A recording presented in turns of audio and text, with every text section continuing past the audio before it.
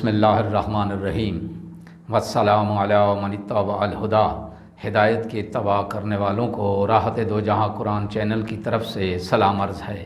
تمام تعریفیں اس پروردگار کے لیے ہیں جس کے عظیم احسانات کے بعد ماں باپ کے احسانات کا درجہ ہے، جن کی پرورش اور تربیت میں ربوبیت الہی کی جھلک نظر آتی ہے۔ لاکھوں درود و سلام ہوں محمد و آل محمد پر۔ سامعین کرام، صاحبان ایمان، ہمارے آج کے سبق کا موضوع ہے سورہ بقرہ کی آیت نمبر 233۔ تو آئیے پروردگار کے پاک نام سے اپنے سبق کا آغاز کرتے ہیں۔ بسم اللہ الرحمن الرحیم۔ والوالدات یرضعن اولادہن حولین کاملین لمن اراد ان یتم الرضاعۃ وعلی المولود لہ رزقہن وکسوتہن بالمعروف لا تکلف نفس الا وسعها لا تضار والدۃ بولدہا ولا مولود لہ بولدہ وعلی الوارث مثل ذلک فإن اراد فصالا عن تراض منہما وتشاور فلا جناح علیہما وإن اردتم ان تسترضعوا اولادکم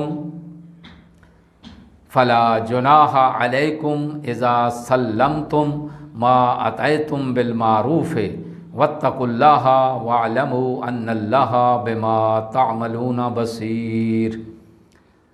ترجمہ: اور مائیں اپنے بچوں کو پورے 2 سال دودھ پلائیں۔ یہ حکم ان لوگوں کے لیے ہے جو پوری مدت دودھ پلوانا چاہتے ہیں، اور بچے والے کے ذمہ دودھ پلانے والی ماؤں کا روٹی کپڑا معمول کے مطابق ہوگا۔ کسی پر اس کی گنجائش سے زیادہ بوجھ نہیں ڈالا جاتا۔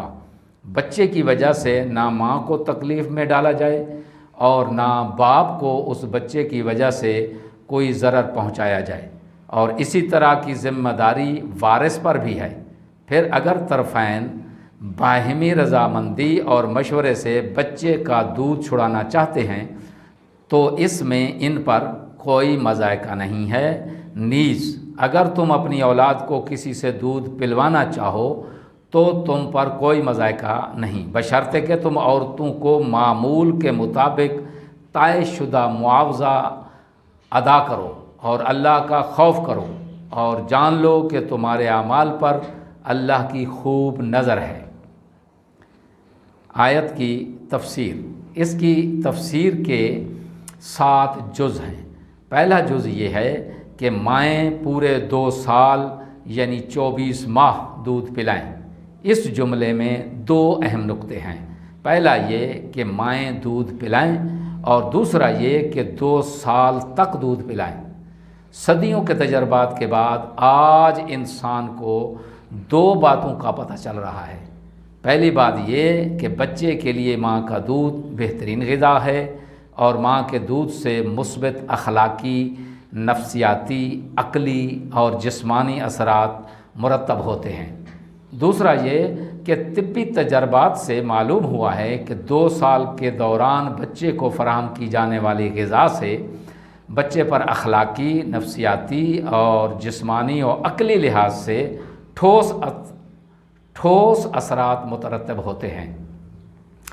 دوسرا جز یہ ہے کہ رضاعت یعنی دودھ پلانا اور تربیت کرنا ماں کا ایک حق ہے، جسے حق حسانت کہتے ہیں۔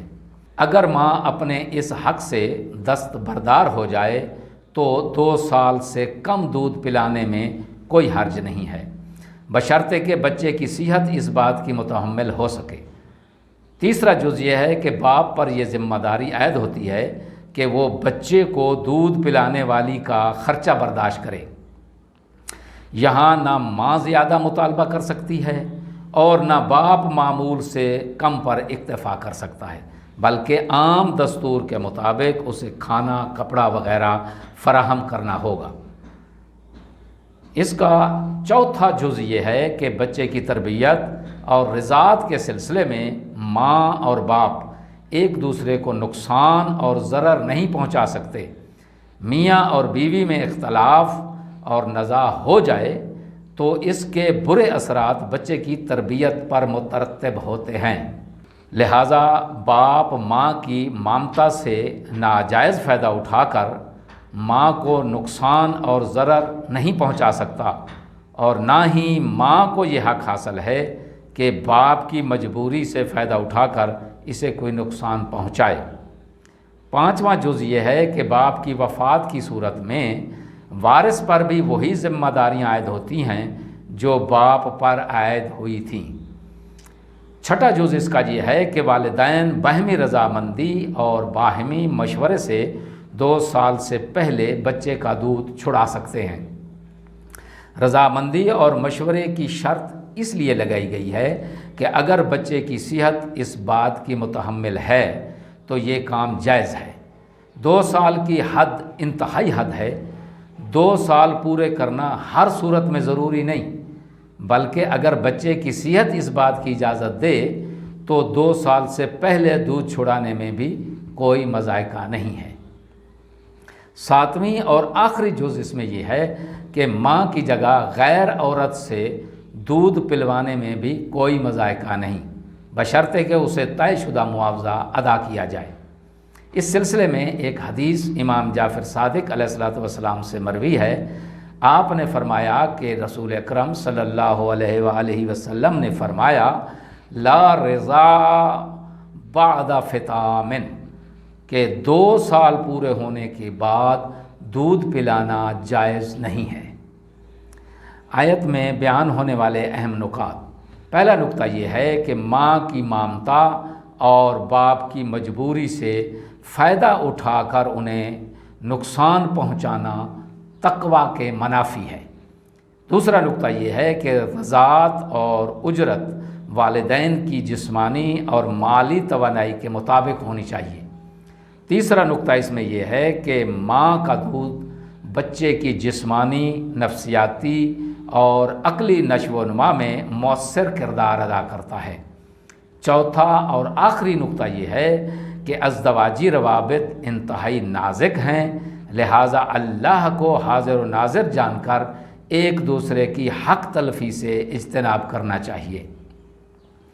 آخر میں دعا ہے کہ خداوند عالم ہمیں اپنے بچوں کی جسمانی، نفسیاتی اور عقلی نشو و نما کرنے کی توفیق عظیمہ عنایت فرمائے، اور ازدواجی زندگی کے نازک رشتے کو بہترین طریقے سے نبھانے کی توفیق عطا فرمائے، اور ایک دوسرے کی حق تلفی سے اجتناب کرنے کی توفیق عطا فرمائے۔ سامعین سے گزارش ہے کہ احکامات خداوندی کو اپنے حلقہ احباب اور اپنے اہل خانہ تک ضرور پہنچائیں۔ وآخر دعوانا ان الحمد للہ رب العالمین۔